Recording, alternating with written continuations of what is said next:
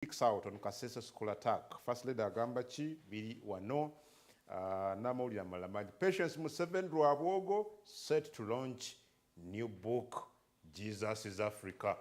Kekatabo mukyalo ono. Africa ya Yesu. Jesus is Africa. That's in Daily Monitor. That's the name of the book? Yes. The title of the book? Jesus is Africa. All right, Buterev Mo Daily Monitor. This is what the front page of this great daily independent publication says. It is Janet puts a spin on ADF attack theory. Attackers likely hired, according to Janet Museveni. Army ownership fight, clue for probe. Sponsors finished audit on eve of attack. Children of poachers, main beneficiaries. You need to see what they're talking about here. Some things are unsayable, but then they are said. So Daily Monitor here talks about Rugunda and African leaders who met Putin over the war. Putin's here, shaking hands with our own Dr. Rugunda, the diplomat, one of the most fitted to be there. I think Mr. Museveni, I need to study. The other day we said, Mr. Museveni is a course unit. Somebody must write a whole book about him. The way he does his things is extraordinarily different. The way he thinks through some of his things. I was wondering, I was actually anxious to see Museveni deploy Alupo or Nabanja to go for these talks. Because one is vice president, another is prime minister. So I thought that by common thinking, he would pick one of them to go and represent Uganda in the talks. And if he had done so, we would look at his deployment with some contempt. But he thinks wise and deploys a man who you see was very fit for the job. Akwata omukono gw'omuntu bw'ati. Ndiki omukono?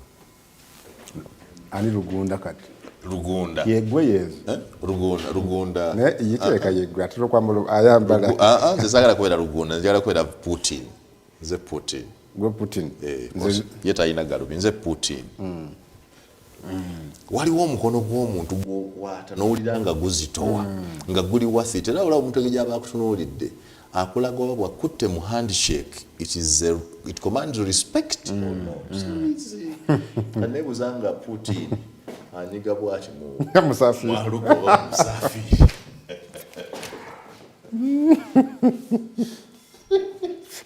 Abantu babaliyeko, Musafiri babaliyeko. So they deployed the man who really had good knowledge on international issues. He's a diplomat himself. He has that historical understanding of what Russia is in the world and what America is. Even his history. We've seen him lead the Ugandan team negotiating wakati wa ARA. Ne government ya Uganda. Also the UN as an envoy. Yes, yes. So they deployed the right person For the right job. So I thought about how did Mr. Museveni think of skipping his fishermen or fisherwomen? I think he realized that they don't have enough experience in mediation, because at least we don't have any known history of the duo in mediating between parties in an armed conflict. But at least for Ndugu, Dr. Ruhakana Rugunda, I think that experience is there. Mr. Museveni looks at us locally and looks at the international community. That out there, about our foreign policy and foreign relations, there are people who deserve. You can't just deploy any fisherman. But locally here, tuchukua takataka. Let's let them shout for us. Here I believe that we are there, let everybody be. But internationally, that by the way, it is not. It's not even the first time. The other day, Honorable Amama Mbabazi, yali London. Yes. Ngakiikiridde Uganda. Mama. You understand? Touch again, we are in our structures, but says no, because of this. This one. Now, it is the same thing I have told him, that if Mr. Museveni was listening, I would be his prime minister. Again. When we are doing this, the Russia, the world would still feel and say, yes, he has sent a man who has a lot of history in diplomatic relations. I missed seeing. I wish he had given you that position. I am actually a diplomat from Gadumire to Kampala. The people in Gadumire look at me as a diplomat. This time I'm an ambassador. And wano wetuli senga wali wakabisi nga Mwami Museveni yakuyita dda nakuwa ekifo ky'oyagala. But he's suffering. Hajja kumpa. Fe kusooka tukozesa ebintu bibiri. Lubaala embeera nga n'embewo. Era bw'atampa ekifo COVID ajja muddamu. Naye Mwami Museveni onaamusobola. Can you be close to him? COVID ajja muddamu. Yawonye. Ayita kuwona ekirwaire ekindi. Naye yawonye ng'ebiera sha bimaze kuggwa. Linda lwajja okutula nga kati wala enfunza yange me atajja kwogera leero ayogera buli ati enfunza yange me mukigere waggati. Adakuza ati enfunza yafiire wa. Gadumire. Yavudde Gadumire. Mwami Museveni yawonye munenga ng'ebiera sha bimaze kuggwa. Bano abakulembeze bano. Batugamba nnaku mmeka? 21 days. Bayita abakulembeze baavuddeyo. Buli omu yageze mu nsi ye kati. Ne badde baakagenda bw'ati. Kano n'atuyamba. Ne COVID naawona mu Mwami Museveni. Saturday, as the country mourns the passing of Justice Mary Stella Arach Amok. Mwami Museveni yawonye. Why don't you want to comment about that? Twebaza Katonda kitaffe. And was it a coincidence? Olw'okujjanjaba n'okuwonya President waffe Yoweri Kaguta Museveni. Ng'abaagenze Russia bakomyewo. Tumusabira. Twamusubidde Russia. Bane bamaze kudda. Nzijukira nga tukyali mu P2 nga batuyimbya ennyimba za Museveni. Nga tuyimba ennyimba za Museveni ng'abaana abato. Nga oluyimba ki? Ayi Pulezidenti waffe awangaale. Twatandikanga tutya nzijukiramu ebigambo. Ndikulembera Pulezidenti simanyi ndikulembera Mwami Yoweri Museveni. Ayi Pulezidenti waffe awangaale. Kyasobola oluyimba? Tokyasobola. Agala. Sobola kuluyimba kati. Amaze kumabwa Prime Minister. Yanyuma ekifo Mwami Museveni asobola muyimbira. Njagala kimu kyokka kati. Agende generator etokote. Toko. Owulire. Kale tugende Bukedde. Tugende Bukedde wano. Naye yafulumye dda. Bino twala eri Bukedde afulumye ekyolunaku olwaleero bw'ati bwafaananye. Era ku mugguukiriro wano gwali ku Baba TV agambye abattiddwa aba ADF baweza 5. 50 people gwe muwendo kaakati oguliwo okusinziira ku Bukedde. Gwe baakutte ayogedde bwe baalusa olukwe. Ne Bukedde balina gwe baakutte. Kale UPDF etutte ennyonyi okununula abawambe. UPDF ebaddewa. Did someone sleep on the job? Because those porous borders we expected kuba nti bazi patrollinga. Kati bwe tuba nga ffe buli kaseera tuli reactionary ne wabeerawo embeera ng'etulazi sign nti because nga bwe nkutegeezezza Kasindi in DR Congo is just 6 kilometers away from Pondwe border. And so these guys attacked a week ago. Something important I want to see. The statement by government so far raises serious questions. When I read the top of the New Vision here, what Mama Janet Museveni is saying, he's saying that attackers likely hired. Check that. Abalumbye essomero lino ne balyokya ne bakuba abaana kiteeberezebwa bapangisiddwa bakola omulimu olw'olutalo obwannannyini oluli mu ssomero. Then I'm wondering, because I've not been to Kasese. So the people of Kasese interact with rebels disclose. Can I answer that? Now, being porous borders, you know that porous borders abantu crossing illegally at any time. Eastern DR Congo yetuliranye, where we have more than 100 rebel groups. Communities wakati wa Congo ne Uganda konsalo, they interact on a daily.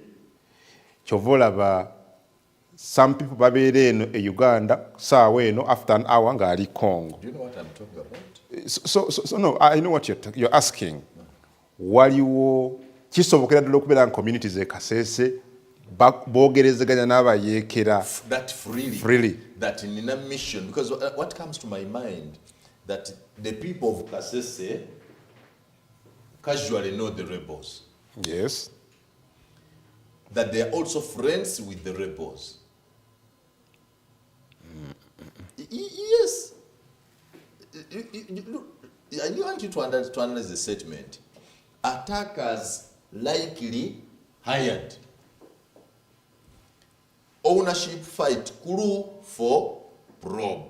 This is what I get from likely. Kitegeza abantu e Kasese bamanya abayekera bano ba interactinga nabo bamanya bobo yagala bakolere mission wajja obasanga because sane bagamba nti Adam Kungu twagala kutta muyanga. Oyinza boga nti yo mission sigisobola waga nti kola kumuwa butwa nti okumuwa butwa ekyo nsobola kuba tunywa naye kyalo naye okumutta tokimanyi ne wali wamanyi wajje bajje mundu waga nti ekyo kyokka don't worry mumpe milioni ga mwanga wagambye nti mumpe milioni asaba ategedde nti ngenda kukosa ekibinja gundi okutrakinga muyanga ekibinja gundi okumutta ne sente zebagala ngazimanyi. Now when you tell me that attackers were likely hired, my mind tells me that the rebels and the communities in Kasese interact freely, they know each other, they know what each can do. If that is true, that the Kasese communities know where the rebels are and where they hide, and they also know that you can use these rebels for a mission, and the public, the people of Kasese are not reporting this to security, to police or to the army, then there is a big problem in that area. You understand? There is a big problem.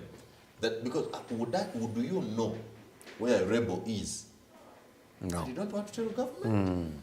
You understand? Because I'm saying rebels, like I think this is it is setting a lot of questions in my mind that the attackers were likely hired.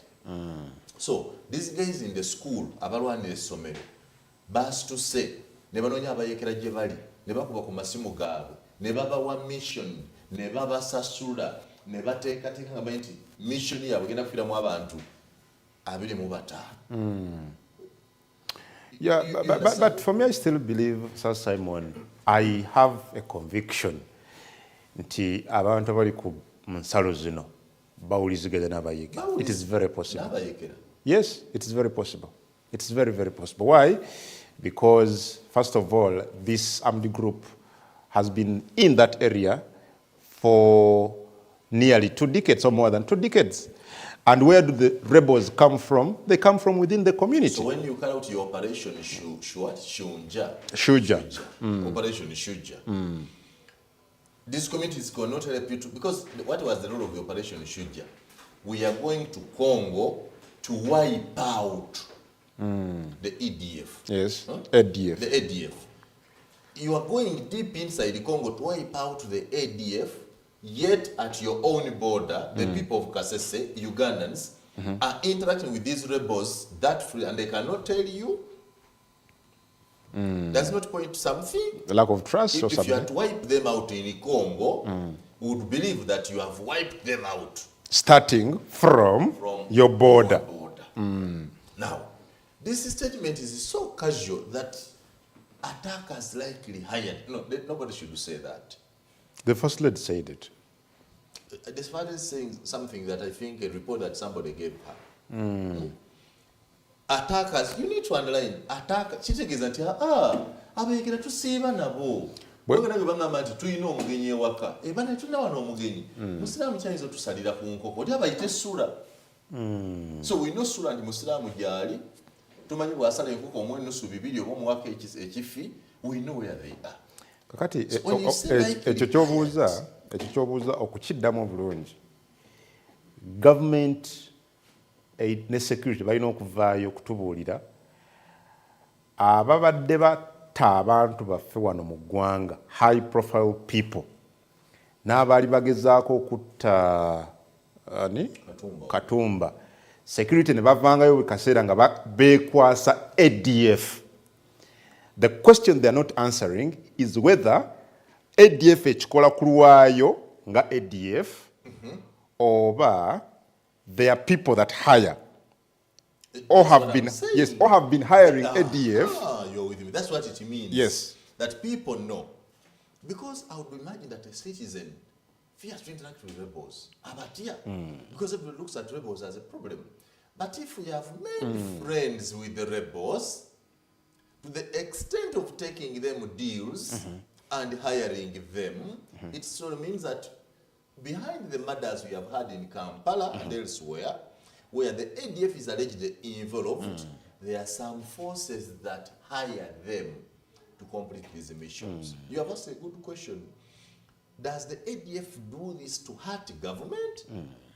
Or they simply do it to as hired mercenaries? It's a mission hired by someone. If so, who is hiring them? If government cannot answer that, then how good is our security and our intelligence? Because I'm wondering, twaliranga system mu kyalo, okyali mwana muto, mu kyalo, nga tugita community policing.